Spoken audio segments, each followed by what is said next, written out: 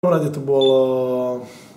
to bol prípravný zápas. To znamená, že prípravný zápas, charakter bude mať vždycky taký, že sa tréner snaží otestovať všetkých, ktorých má dispozícii na lavičke.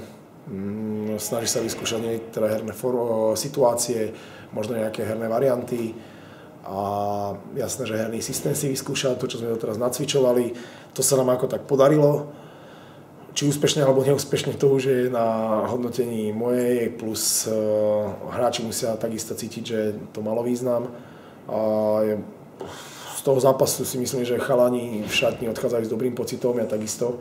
Aj keď 2/3 nemôžem byť nejako pozitívne naladený z toho výkonu, ale 3/3 bola veľmi slušná, hlavne o bojovnosti, to bolo jasné, že tam boli chyby, tak ako sa vždy vyskytnú chyby, keď niekto niečo robí, ale s tou bojovnosťou a nakoniec s tým záverom, s tými gólmi môžeme spokojní. 5 gólov je dosť, čo sme dali, zase 5 gólov je veľa, čo sme dostali. S ľadom ako ste spokojní?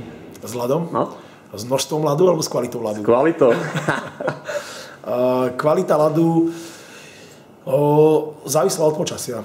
Je to veľmi závislé od toho, že aká je vonku teplota, kto má pred tréningom, pred zápasom má ľad, akým spôsobom ho využíva. Takže to sú všetko faktory, to sú všetko premenné, ktoré do toho vstupujú. Na dnešnom zápase bol dobrý ľad? Ja si myslím, že na dnešnom zápase to bolo v poriadku, na dnešnom zápase boli horšie iné veci.